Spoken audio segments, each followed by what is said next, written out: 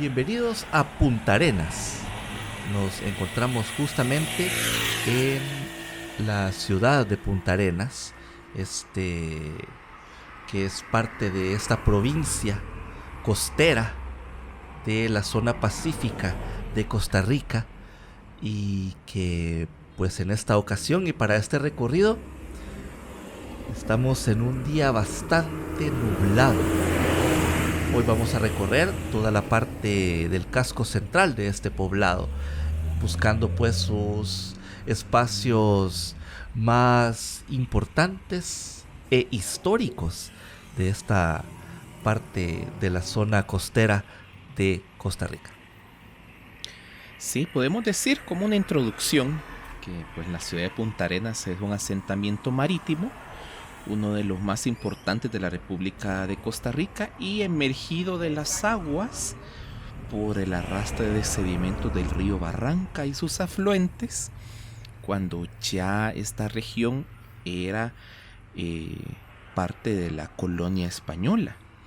De hecho, actualmente es cabecera de la provincia de Punta Arenas, junto con las ciudades de Barranca, Chacarita, Esparza y El Robre, forman una especie de área metropolitana o conurbación conocida como la Gran Punta Arenas.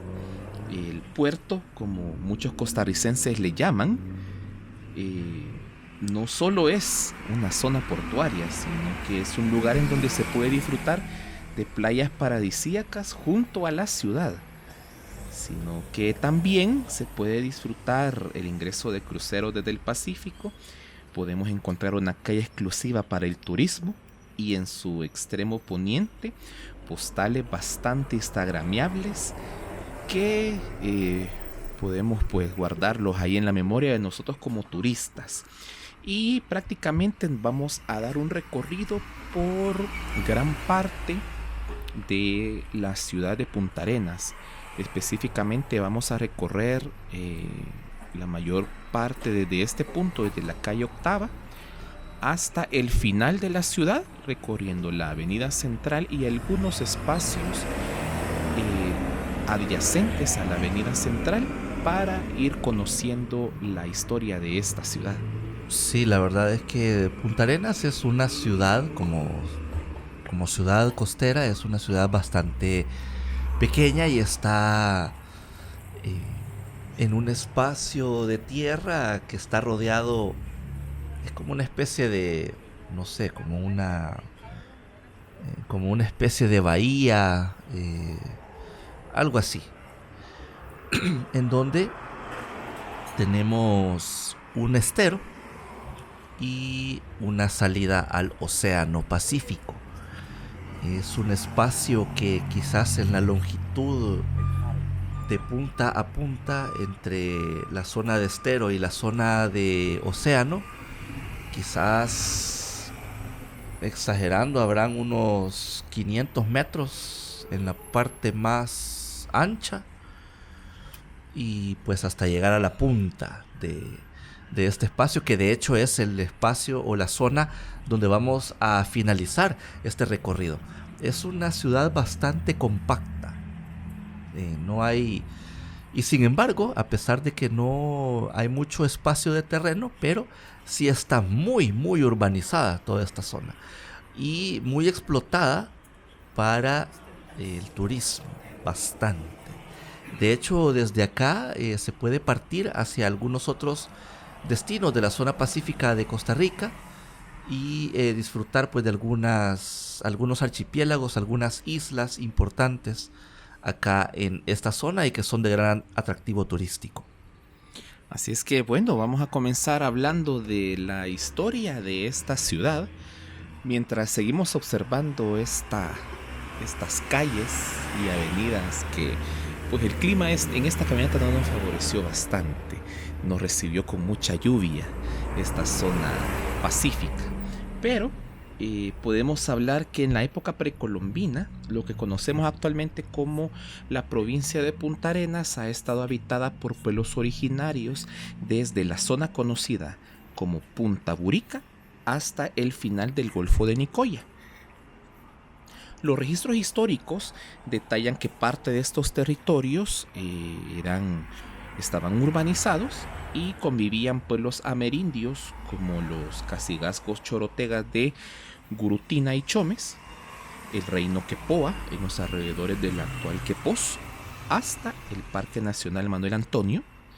Se encontraba también la nación de Coctú, los buricas y el reino Huetar de Occidente, que en época de la invasión española pues era administrado por su gobernante Garavito. Además, Punta Arenas estuvo muy cerca del extremo sur de lo que se conoció como la Gran Nicoya, una zona arqueológica que se extiende desde el Golfo de Fonseca, en la parte nicaragüense, atravesando toda la costa de Nicaragua, en la parte del Pacífico, hasta terminar en la provincia de Guanacaste, ya en Costa Rica. Los pueblos originarios no solo habitaban tierra firme, sino que también habitaron islas en el Golfo de Nicoya, como la isla de Chira, Corobicí y otros espacios. De hecho, pues, en la parte de la izquierda de la toma, donde termina esta lengua de arena, se encuentra una especie de estero, como un delta del río que alimentó e hizo crecer estos terrenos. Más allá de él pues se encuentra una zona de manglares y pues de ahí para adelante ya es tierra firme. Y prácticamente ya para la época colonial los invasores españoles inician sus exploraciones en la costa pacífica desde 1519, en donde el conquistador Hernán Ponce de León junto a Juan de Castaneda arriban a lo que bautizaron como el Golfo de San Lucas, que ahora se conoce como el Golfo de Nicoya.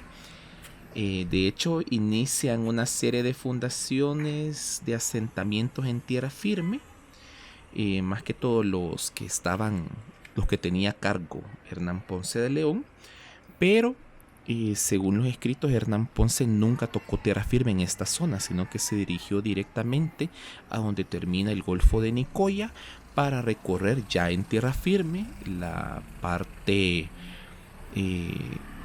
central de lo que conocemos ahora como la provincia de Guanacaste hasta llegar a la República de Nicaragua.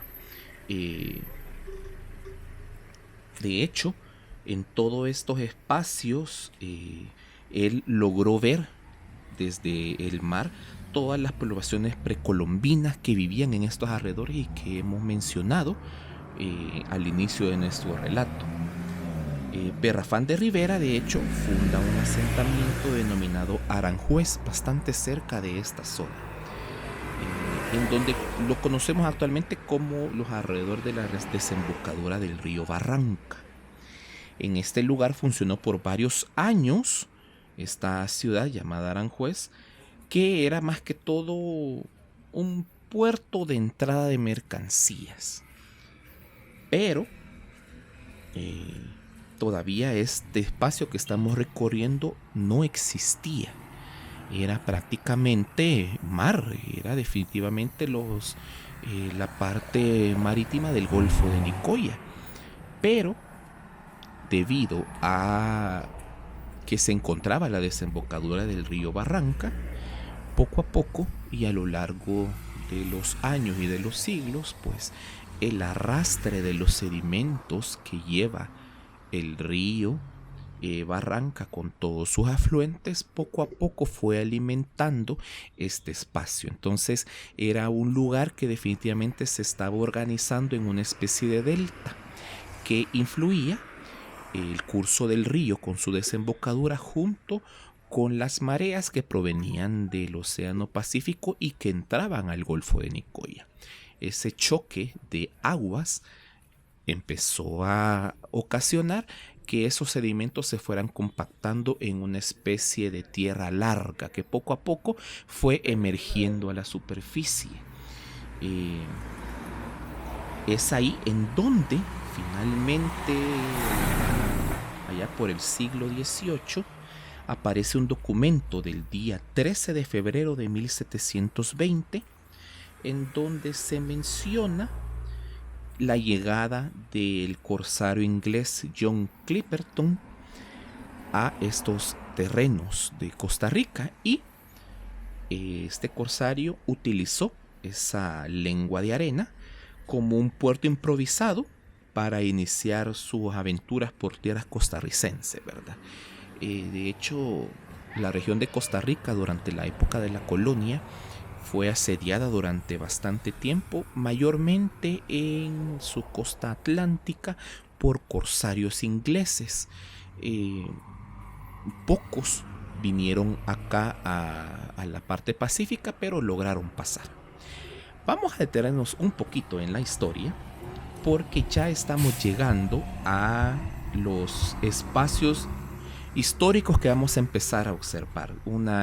Prácticamente toda esta cuadra tiene edificios bastante interesantes en donde podemos ver desde la Casa de la Cultura de Punta Arenas hasta espacios como el Benemérito Liceo José Martí.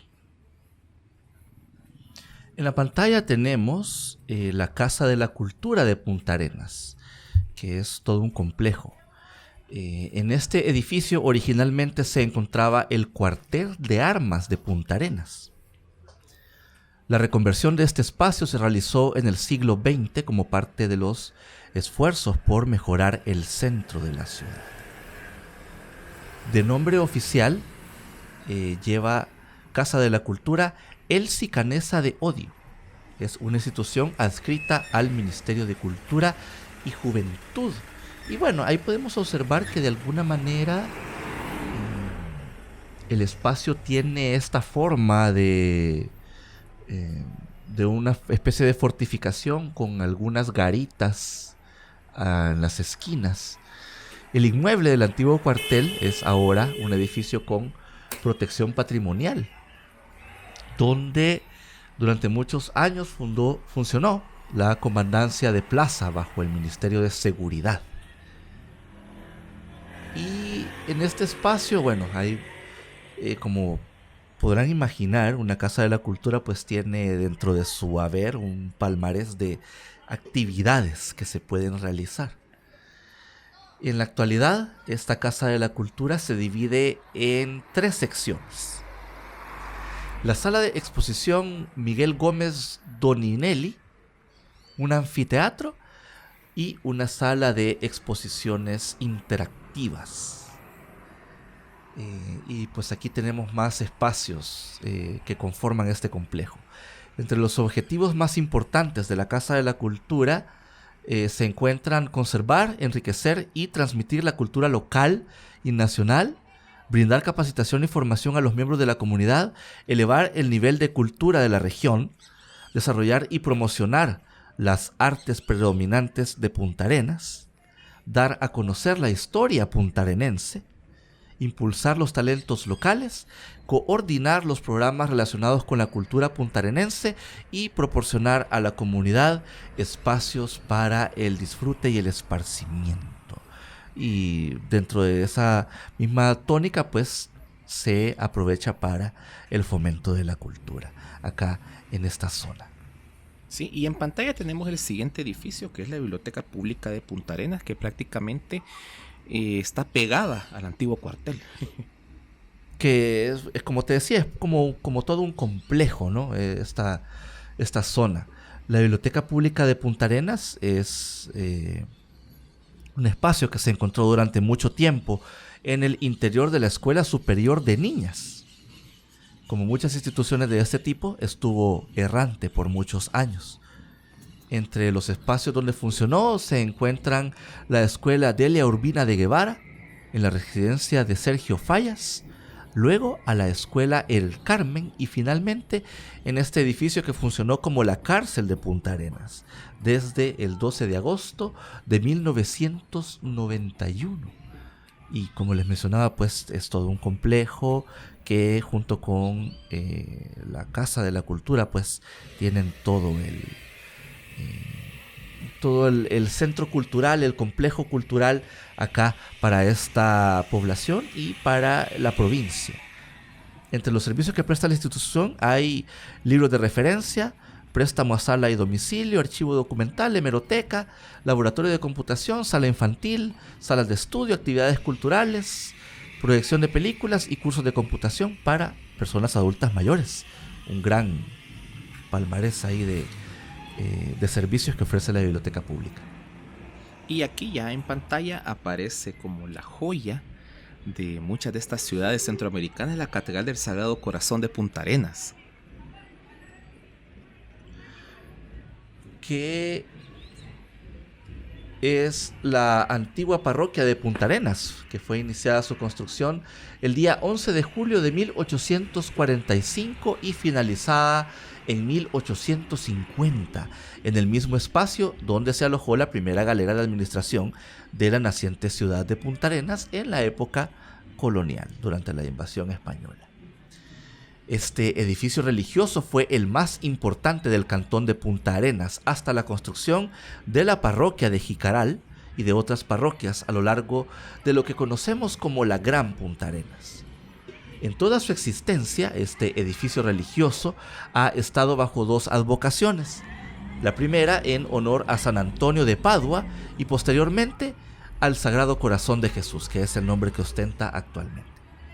El día 27 de abril de 1998, la parroquia fue elevada al rango de catedral por la bula papal Sacrorum Antistites, emitida por el Papa Juan Pablo II, creándose en la misma bula la diócesis de Punta Arenas. Este edificio religioso es de arquitectura neogótica y construido a base de piedra labrada. La torre de campanario, que la estábamos viendo en pantalla, es la segunda versión de la misma, ya que la primera sucumbió ante un terremoto y se decidió construir una torre más pequeña. Lo curioso de este edificio es que, si bien por fuera es de arquitectura neogótica y de piedra, su interior es neoclásico y con repello de pintura de color claro. Posee 3 naves con columnas dóricas y el altar del presbiterio es semicircular. En la parte trasera se puede observar 2 tonos y estilo arquitectónico que posee la catedral y que es bien contrastante. Lástima que no pudimos ingresar a la misma, pero tiene una belleza muy interesante. Como último dato, en 2002 se declara a este edificio como Patrimonio Arquitectónico de la provincia de Punta Arenas, entre otros edificios que vamos a ir conociendo también a lo largo de esta caminata. Como por ejemplo el edificio que teníamos ahí en pantalla, la Escuela Delia Urbina de Guevara, que fue fundado como la Escuela Superior de Niñas y era un edificio de madera. De hecho, el material con el que se construyó este edificio iba a ser para construir o levantar un leprosorio en la isla de Coco, pero por razones de logística se decidió ya no construirlo y el material se destinó para este lugar. Y pues a partir de ahí ha estado en este espacio y el nombre de esta escuela pues lleva de Delia Urbina, quien llega a la escuela en 1926. Bastante bonita, la verdad. De hecho, aquí en la parte trasera de la catedral podemos ver ese contraste, Armando, de estas dos arquitecturas. De las dos corrientes arquitectónicas, pero sí predomina mucho el neogótico, con este detalle también de la piedra labrada que te da una impresión de que incluso es más antigua de lo que aparenta.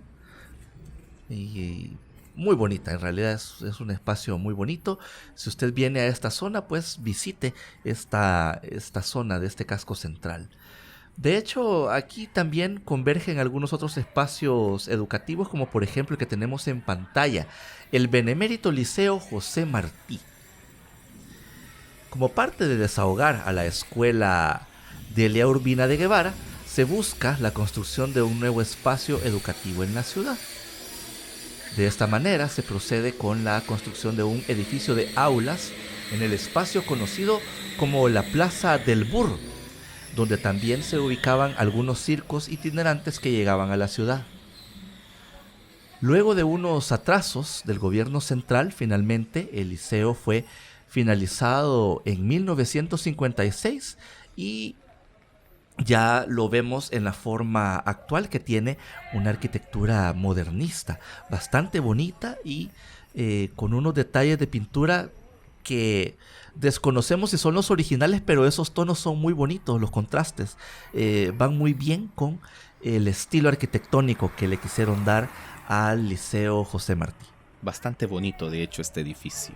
Bueno, nos vamos a retirar de esta manzana central, podemos decir, para retomar la avenida central, y vamos a seguir conversando en estas cuadras antes de llegar a nuestro siguiente espacio de interés en esta caminata, sobre la continuación de la historia de esta ciudad. De hecho, antes del retiro del corsario Clipperton, estos terrenos de la Lengua de Arena fueron utilizados por Miguel Antonio de Unanue para ser una especie de puerto de mercancías que funcionaban para sus terrenos, en donde existía la hacienda conocida como el Palmar, que era prácticamente de explotación agrícola. Ya para 1722 ya se empezó a conocer que había un gran espacio de tierra bastante disponible y que podía ser utilizado. De hecho, todos estos terrenos emergidos poco a poco han ido creciendo con el paso del tiempo y por todo el arrastre de estos sedimentos del río Barranca. Es aquí en donde ya podemos decir que comienza verdaderamente la historia de este lugar, conocido también como el Puerto de Arenas. Este extenso banco de sedimentos y arena que empezó a crecer de la nada prácticamente.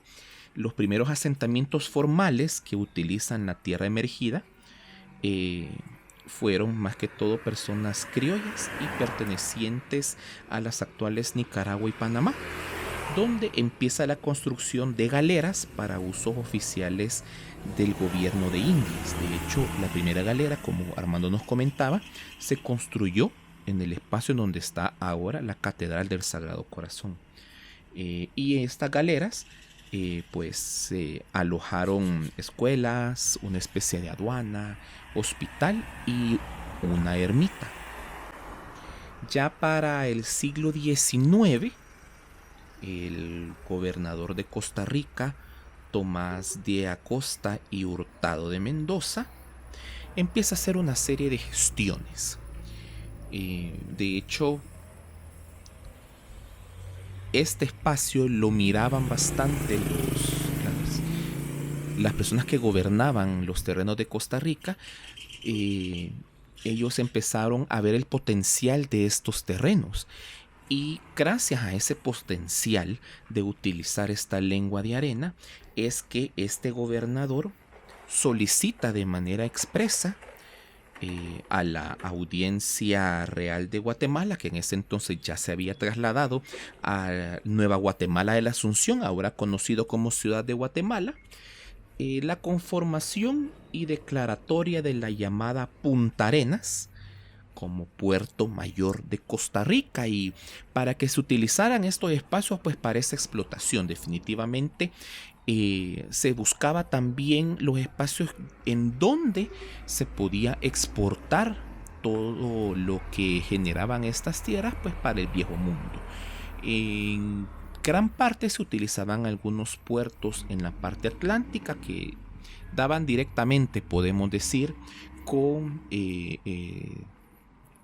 la España insular, pero estos espacios se lograban ver pues para algún tipo de intercambio comercial entre la región del Reino de Guatemala a través del Océano Pacífico. Así es que definitivamente el espacio se miraba digno para albergar un puerto marítimo, y es ahí en donde su petición fue aprobada por las Cortes de Cádiz, que el Reino de Guatemala lo trasladó hacia la Corte de Cádiz, ya en la España insular, y a partir del 21 de septiembre de 1814, bastante cerca de del inicio de la independencia, aparece pues el título de Puerto Mayor de Costa Rica, que todavía en la actualidad posee ese título, ya ahora siendo República de Costa Rica. Pero aquí ya llegamos al siguiente espacio de interés de esta caminata, que es un espacio de reciente remozamiento que tiene dos espacios de interés histórico para la ciudad. Estamos acá caminando ya en esta zona que es conocida como el Parque Mora y Cañas, también conocido como el Tanque de Agua. Este hermoso espacio urbano guarda una de las historias más tristes de Costa Rica. El parque lo podemos dividir en dos espacios. El primero es esto que estamos recorriendo, que es el Tanque de Agua y el Memorial a Mora y Cañas. Este espacio está coronado por que podríamos llamar la Torre de Acueducto Ojo de Agua, Punta Arenas. Esta estructura es el primer tanque de agua de la ciudad, como parte de la introducción de acueductos y alcantarillados a la ciudad. Este esfuerzo para llevar agua potable a Punta Arenas se realizó en 1930, donde se construyó el tanque de captación para almacenar el vital líquido proveniente de Ojo de Agua. La introducción de agua a la ciudad se realizó durante la presidencia de Ricardo Jiménez de Oreamuno y ejecutada por el ingeniero Arturo Tinoco. Actualmente, esta torre de acueducto, pues podemos observar que se ha tratado de mantener en el mejor estado posible y probablemente se le han hecho algunas intervenciones para conservar pues las estructuras y para resguardarlas. Ahí pudimos ver de que es posible subir al tanque, pero está cerrado el acceso a la zona. Y posteriormente, más atrás, se encuentra un espacio atrás de la torre que se llama el Monumento a Juan Rafael Mora y José María Cañas. Sin embargo, en esta zona que converge a la torre, hay estos murales que los hemos ido viendo uno por uno. Son 4 murales que marcan algunos puntos de la historia puntarenense y probablemente también algunos puntos de la historia costarricense, pero más que todo pues esos hitos de la historia de Costa Rica. Sí, más que todo para contar este proceso de caída de Juan Rafael Mora y José María Cañas, que pues lastimosamente aquí encontraron las últimas horas de vida. Este espacio atrás de la torre y todo esto es el lugar donde, según la historia, fueron fusilados Juan Rafael Mora Porras y su cuñado, el salvadoreño José María Cañas, nacido en Suchitoto. El expresidente Juan Rafael Mora Porras fue el artífice de la victoria de la campaña nacional para derrotar a los filibusteros comandados por William Walker y evitar la toma de los territorios de Centroamérica para que Walker los anexara a los Estados Unidos, cumpliendo el documento Destino Manifiesto. Luego del éxito de la campaña nacional, Mora Porras accede a un nuevo mandato presidencial, pero es derrocado por militares y exiliado a El Salvador. Luego de organizar su regreso para tomar el poder que se le había arrebatado por los militares, al llegar a Costa Rica, se toma la región de Punta Arenas e inicia la batalla de Angosturas, donde Mora pierde el conflicto y el gobierno golpista lo sentencia al fusilamiento. El 30 de septiembre de 1870 es fusilado en la zona conocida como Los Lobos, junto con el general Ignacio Arancibia, chileno de nacimiento, pero que participó en la campaña nacional y le era fiel a Mora. Juan Rafael Mora Porras pidió ser fusilado sin taparle los ojos para ver cara a cara a los militares que le iban a disparar. 2 días después, José María Cañas es fusilado en el mismo lugar. Los restos físicos de quien en vida fuera Rafael Mora Porras fueron enterrados en una fosa y con los años trasladado al Hospital San Juan de Dios para luego descansar en el Cementerio General de San José. Hay muchas historias que nacieron para tergiversar la razón por la cual removieron del poder a Mora, Según historiadores, las familias Castro Madrid y Montealegre pagaron para publicar historias falsas en periódicos que fomentaron el golpe de estado militar a Mora. Finalmente, en 2010, y luego de una investigación histórica, se descubre la verdad de lo que sucedió, en contra incluso de los descendientes de estas familias que ocasionaron el golpe de estado. Fue construido un monumento, colocado el mural y revitalizando el parque por impulso del Instituto Costarricense de Puertos del Pacífico, conocido por su sigla INCOP, quien celebró sus 50 años de existencia con el remozamiento de este espacio. La inauguración se llevó a cabo en marzo de 2022. Actualmente las figuras de Mora Porras y Cañas son reconocidos por el gobierno de Costa Rica como beneméritos de la patria.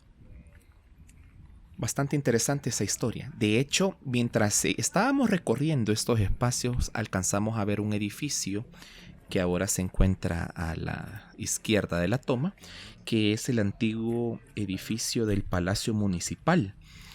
Y una obra arquitectónica bastante curiosa, la verdad. Es de arquitectura brutalista y el edificio fue construido durante la presidencia de José Figueres Ferrer.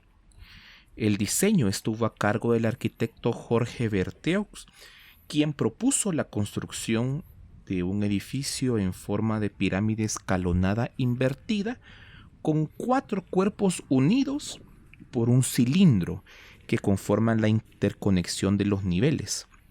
De hecho, una de las curiosidades de ese edificio es que los módulos fueron prefabricados y luego instalados en el lugar. Lastimosamente, es bien sabido que toda esta arquitectura modernista pues estuvo como en prueba y error en esta época, y el edificio se encuentra abandonado debido a que sufrió daños por un terremoto. Al finalizar la construcción de ese edificio, inclusive es la estructura más alta de la ciudad de Punta Arenas. Bastante bonito toda esta parte, y que lastimosamente pues ahí se encuentra abandonado el lugar.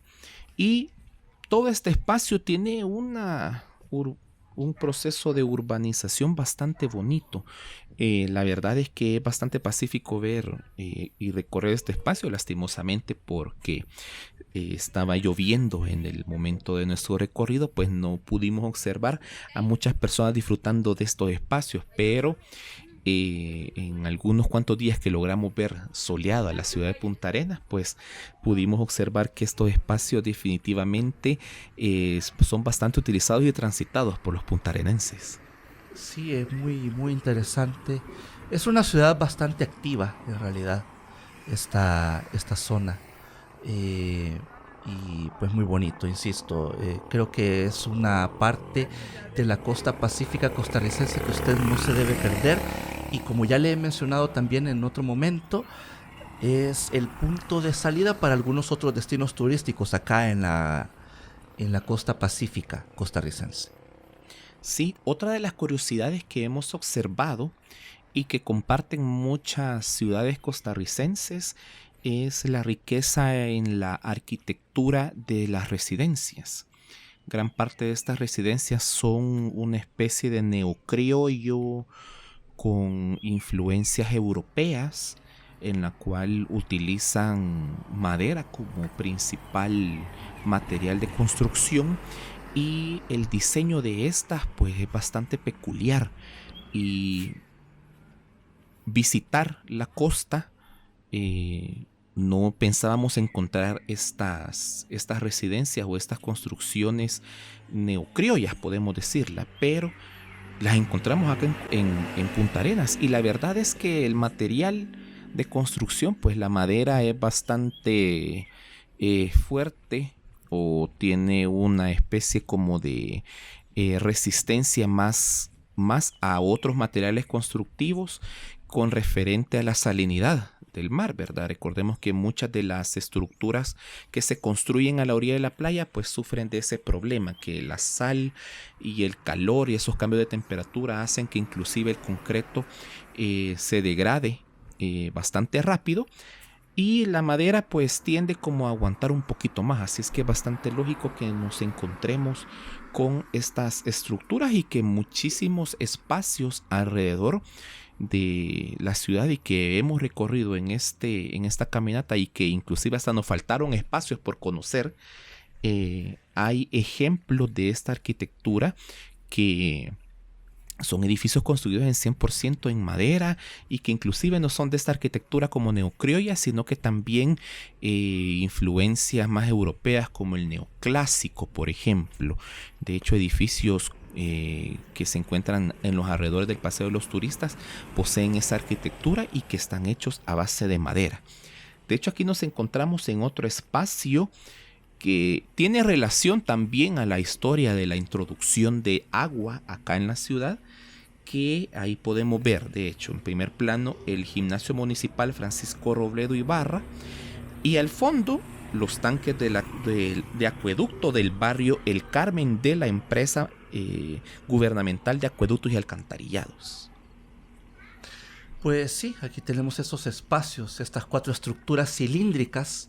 Son parte del sistema de acueducto de Punta Arenas, construidas de concreto armado y con forma cilíndrica, con influencia brutalista, de 25 metros de alto y también interconectadas en su cima.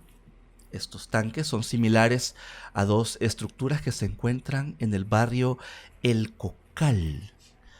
Y pues aquí al frente pues tenemos el gimnasio municipal Francisco Robledo Ibarra, que es el espacio multiusos para práctica de deportes y también para otro tipo de eventos que pues se organizan en este espacio.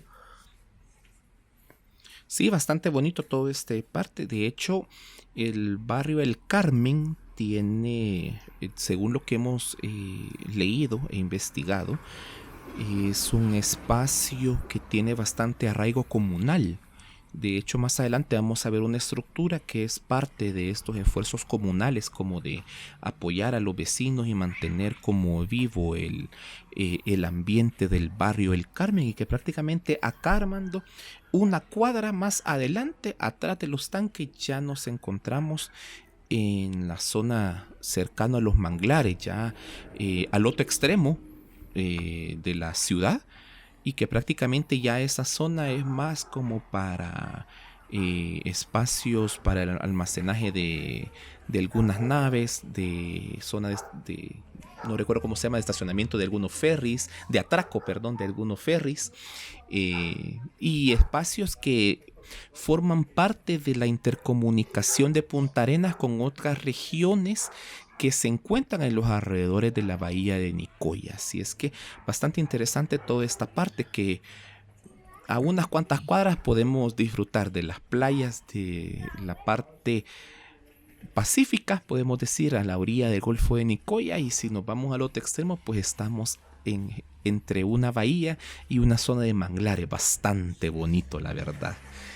Vamos a recorrer todavía esta parte y vamos a encontrar también que ahorita al regresar a la avenida central nos encontramos con un espacio deportivo bastante curioso que ya va a ir apareciendo en este espacio, que es el estadio Miguel Ángel Lito Pérez, que ya va a ir apareciendo ahí en pantalla.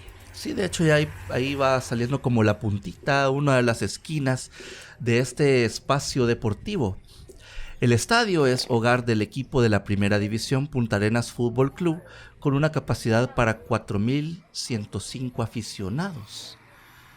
El estadio debe su nombre al exfutbolista puntarenense Miguel Ángel Lito Pérez Trici, cuya carrera deportiva se desarrolló entre los años 1930 y 1945, allá en esa primera mitad del siglo XX, y cuando el deporte rey estaba en su mejor apogeo, en ese momento en el que tenía mucha importancia y que fue cobrando poco a poco como un interés de la gente amante de los deportes en el mundo.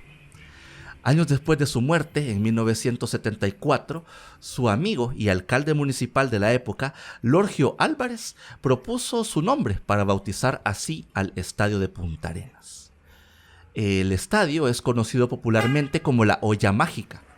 Es una metáfora sobre el calor que impera habitualmente al jugar en esa cancha, y de alguna manera se entiende porque,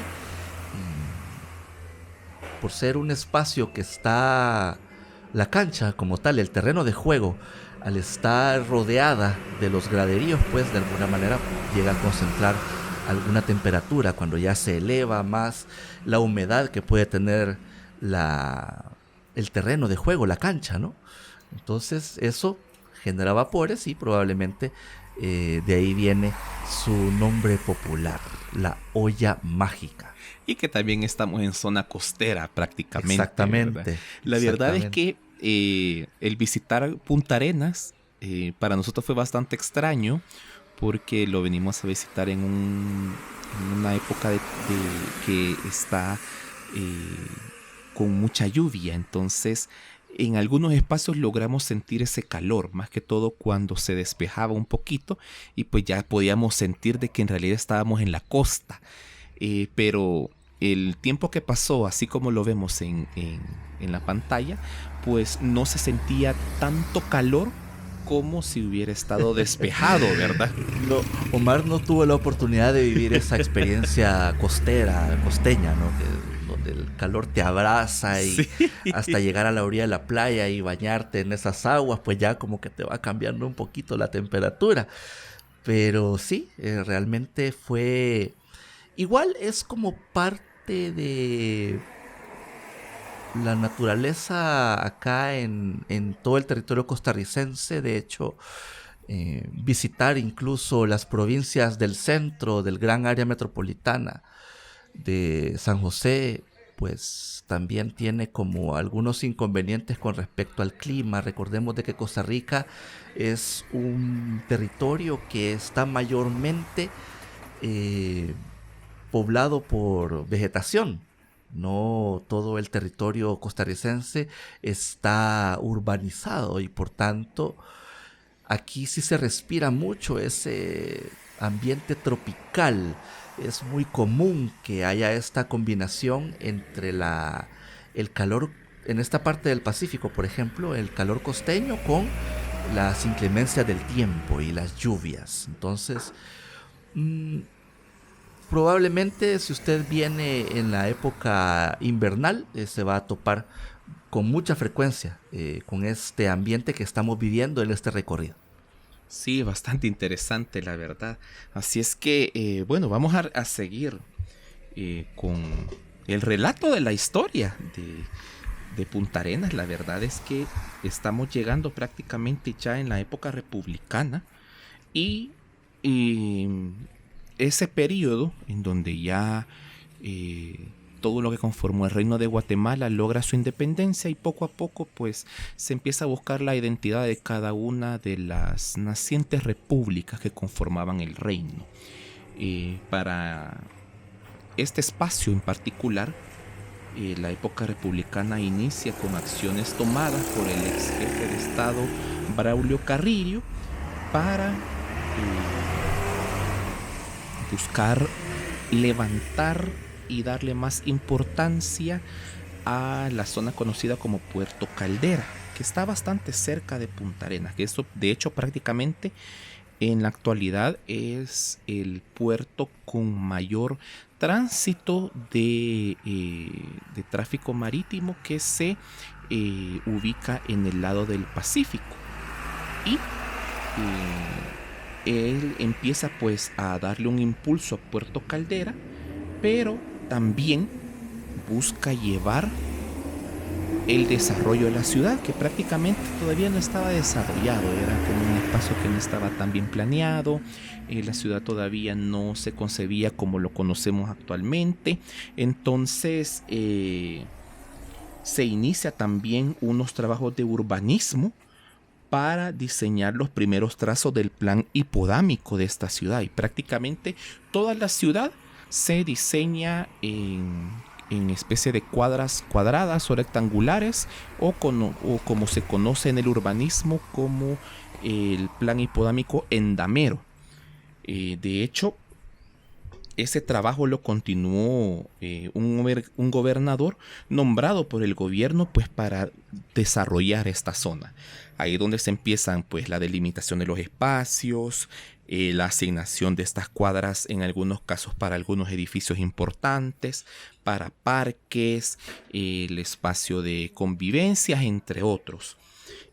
También en esa época, ya entrado como la década de los años 30, más o menos, del siglo XIX, y durante los enfrentamientos y el asedio de Francisco Morazán a Costa Rica, que estos enfrentamientos se debieron o estuvieron en el marco de la búsqueda de Francisco Morazán por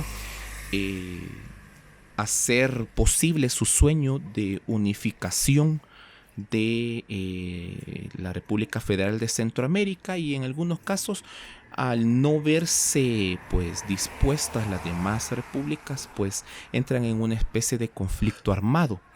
En este caso, pues, es cuando llega Francisco Morazán a Costa Rica, y Punta Arenas es como uno de los primeros puntos en los cuales Francisco Morazán llega a lo que ahora conocemos como Costa Rica, y empieza un saqueo masivo de las tropas leales a Morazán, que era como parte de esa presión que le estaba haciendo el general Morazán al gobierno costarricense para que lograran aceptar de una vez por todas la unificación de esta república también dentro de las repúblicas federales de Centroamérica.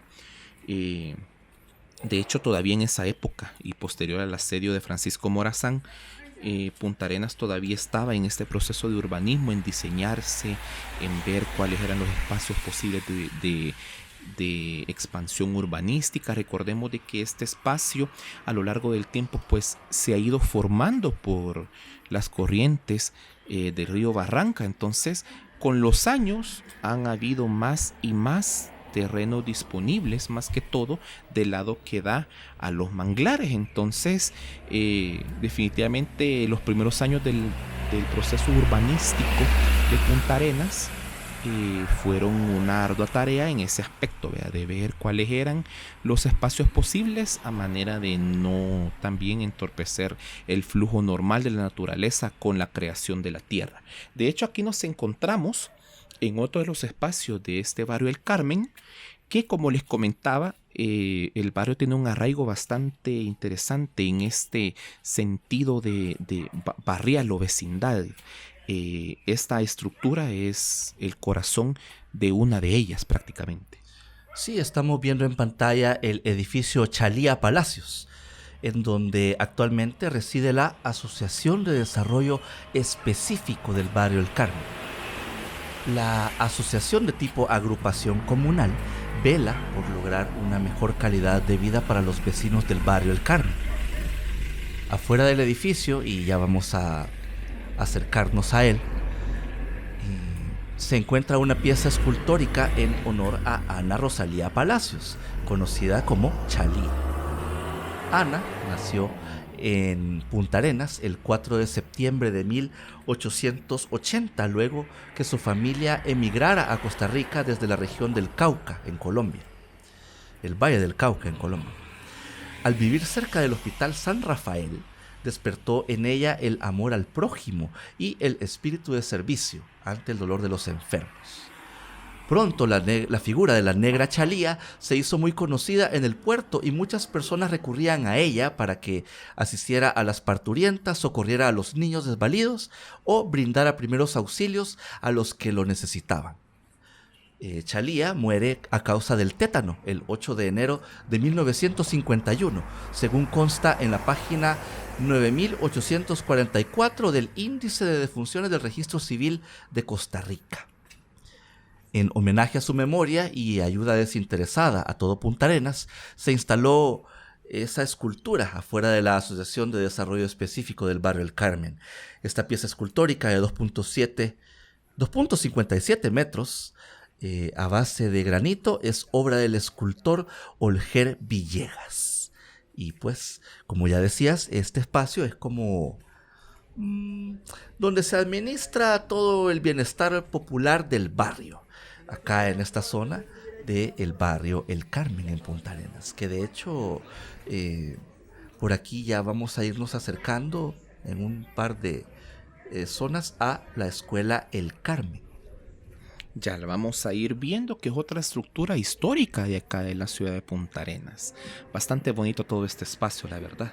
Regresando a la historia, nos vamos a remontar allá a 1847, en donde el puerto ya era un sitio importante para la exportación de café a Europa y América del Sur. De hecho, la llegada del ferrocarril desde San José a Punta Arenas propició la facilidad del transporte de mercancías y así también el aumento de la población, que aunque esta zona se empezaba a desarrollar o era un punto bastante importante de intercambio de mercancías, todavía no había como una gran cantidad de espacios para habitar, o no había mucha cantidad de población para que habitara estos lugares. De hecho, el desarrollo de la ciudad poco a poco se empezó a ver más arraigado, gracias también a la cantidad de la oferta laboral por el trabajo ofertado desde el puerto. De hecho, también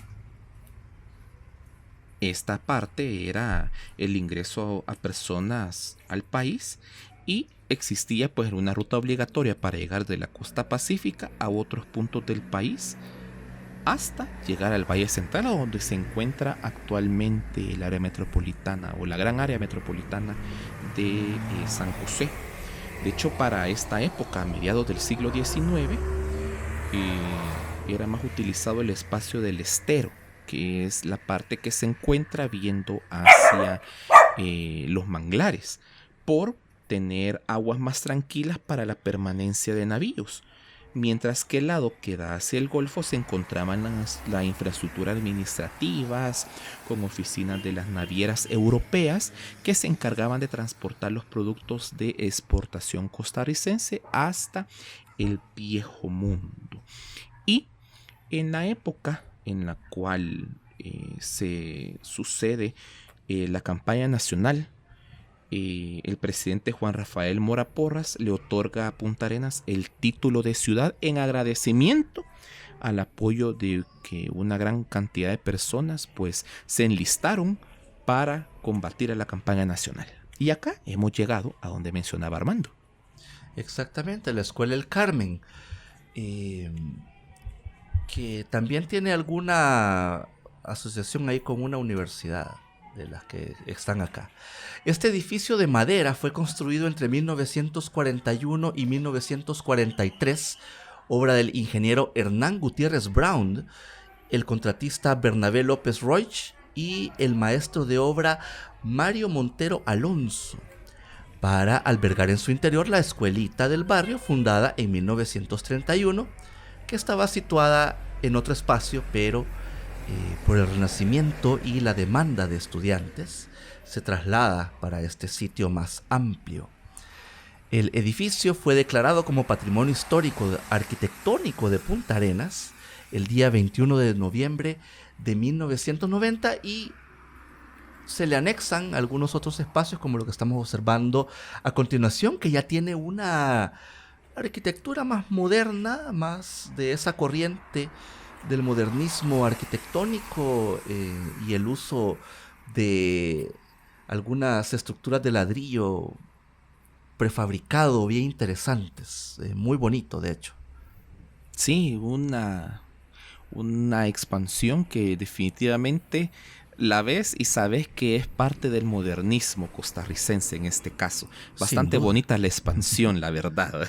Sí, no, sí, de hecho, bueno, ahí la podemos ver, a pesar de que es una estructura rectangular y que al ojo poco conocedor, digamos, podrías decir, es un edificio, ha de ser oscuro por dentro, no sé, pero en realidad sí se nota que hay una influencia modernista y que se ha buscado primero resguardar de alguna manera la privacidad de los estudiantes con esas, ¿cómo le podemos llamar a esas como ventanales que son de prefabricado? Y arriba se encuentra la ventana propia, pero que únicamente tiene como función la entrada de luz.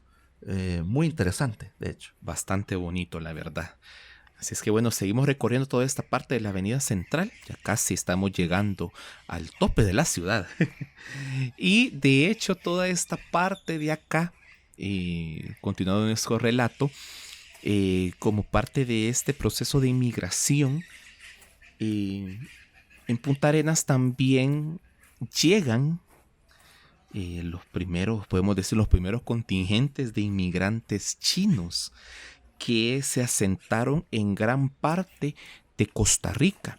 De hecho, ellos se afincan inicialmente acá en la ciudad de Punta Arenas y fueron los que iniciaron con el comercio de la ciudad, fundaron pulperías, restaurantes, venta de mercadería china, y otros decidieron pues irse más al centro de la república e inclusive sentarse en la propia capital, que de hecho ahí en los alrededores del centro histórico se encuentra el barrio chino, que pues ahí tiene inclusive un monumento en donde cuenta la historia de todos los inmigrantes y cómo es que llegaron a Costa Rica. Bastante bonito, la verdad. Como uno de los últimos espacios, de los puntos históricos a lo largo del siglo XIX, en la isla de San Lucas se empieza la construcción para fundar una cárcel que aquí en el país fue o se convertiría en una de las cárceles más duras de Costa Rica, y que desconocemos si se encuentra todavía, pero fue como la última construcción más importante que se da en el siglo XIX. Y ya para el siglo XX pues empiezan como a cambiar las cosas, podemos decir. Se inicia la construcción ya en la zona urbana del llamado el Muellecito y posteriormente el Muelle Grande de la Playa, para mejorar las comunicaciones con otra zona vía marítima, e incluso en algunos espacios también fueron utilizados como para la exportación de café junto con el puerto Calderas. Ya para la mitad del siglo XX, Punta Arenas inicia su historia para convertirse en un punto turístico de importancia. De hecho, incluso el gobierno costarricense declara a Punta Arenas como balneario nacional. Bastante interesante ese nombramiento, y que muchos de los costarricenses preferían visitar esta zona del Pacífico para venir a vacacionar. Y gracias a eso pues empieza una transformación inclusive del rubro de la economía de la ciudad, en empezar a convertirse de ser una economía basada en la pesca, que de hecho uno de los problemas que tuvieron los ciudadanos, los puntarenenses, fue eso, que era tan grande la dependencia a la pesca, que cuando empieza ese impulso para regular la pesca, muchos de las personas que trabajaban en ese rubro se vieron afectados. De hecho, inclusive hubieron prohibiciones técnicas de pesca para evitar la sobreexplotación de las aguas del Golfo, e inclusive prohibir por completo una de las prácticas que a lo largo de la historia o a lo largo del mundo es uno de las técnicas de pesca más fuertes y que más afectan al ecosistema, que es la pesca en arrastre. Y pues Costa Rica, llevando la línea del cuidado del medio ambiente, definitivamente se busca la prohibición de esta técnica de pesca. Al verse pues todo este montón de personas que vivían de este rubro sin las posibilidades inclusive de seguir trabajando, pues empieza como a cambiar la idea de convertirse pues en una economía enfocada al servicio, y es ahí en donde todo el aparataje turístico se empieza a construir. Empiezan poco a poco a construirse un espacio que ahora conocemos como el Paseo de los Turistas. Se empiezan a instalar restaurantes, las playas se empiezan como a reacondicionar. Hay espacios en los cuales la construcción de estas estructuras que están frente a la costa pues se empiezan a crear para evitar también que las mareas arrastren arena. Y pues poco a poco definitivamente la economía de la ciudad cambia bastante. A mitad del siglo XX también varios edificios de alto valor histórico se proclaman como patrimonio nacional, más que todo en la zona que está de la cuadra central y otros edificios. Y también pues el desarrollo de esta parte. De hecho, uno de los puntos más importantes es la reconversión del muelle de la ciudad a ser un muelle dedicado exclusivamente para recibir turistas en cruceros, que el gobierno de la República de China en Taiwán fue quien donó la remodelación de la capitanía del puerto y convierte el viejo muelle en un muelle apto para la llegada de esos grandes navíos. Así es que bastante interesante cómo se convierte de una ciudad dedicada a la pesca a una ciudad dedicada al turismo. Toda una transformación y que le ha valido pues ese término de el balneario del nacional, ¿no? Y como te decía, este también es el punto de salida para otros destinos turísticos acá en la zona del Pacífico costarricense. De hecho, aquí estamos llegando ya definitivamente a la punta de esta lengua de arena, y nos estamos acercando a un espacio que denota justamente el final de este poblado que es el Faro de Punta Arenas, un espacio inaugurado en 2014, Omar, como parte de un proyecto de ciudad para mejorar los espacios de esparcimiento en los alrededores de la ciudad y la costa. Un faro de 14 metros de altura situado al final del Paseo de los Turistas, que esperamos visitarlo en una próxima caminata para todos ustedes, y al final de la ciudad. En los alrededores existe una plaza con vista al Golfo de Nicoya y los ferries que llegan de lugares cercanos, que es justamente todo lo que estamos viendo en este momento. Ahí al fondo tenemos ya justamente el faro. Y pues con esto estamos denotando ya también el final de este recorrido, Omar, en donde hemos conocido este centro de la ciudad de Punta Arenas, una ciudad que es bastante pequeña, no hay, básicamente hay como tres avenidas principales, o tres calles, sí, tres avenidas principales, y las hemos recorrido, al menos la central la hemos recorrido casi en su totalidad. Hemos conocido todos estos espacios llenos de historia y que cuentan también un poco de la historia costarricense incluso. Muchas gracias por habernos acompañado en este bonito recorrido, conociendo esta ciudad costera, una de las más importantes para el turismo costarricense en la zona pacífica.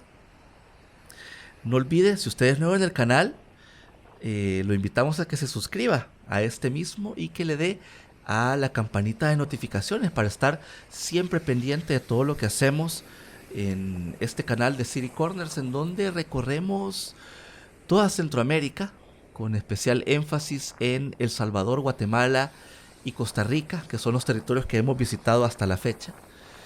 Y si a usted le gustó mucho este recorrido, le gustó todo lo que hemos hablado y quiere que sigamos llegando con nuestra cámara a más y más lugares en Centroamérica, en la cajita de descripción y en el comentario fijado les dejamos todos los enlaces para que usted pueda hacer una donación y así pues nos apoya para continuar viajando por la región centroamericana, hablando de historia, cultura, tradiciones, arquitectura.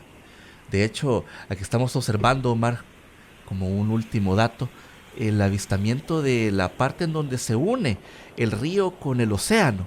Ahí se veía como esa mancha café con gris de las aguas. en donde se denota pues esa unión interesante acá en Punta Arenas. Así que con estos avistamientos y con esta vista del Golfo de Nicoya en Costa Rica, nos vamos despidiendo de ustedes, agradeciéndoles nuevamente por acompañarnos y nos vemos hasta la próxima conociendo algún otro punto de Costa Rica o de la región centroamericana. Cuídense mucho, hasta la próxima.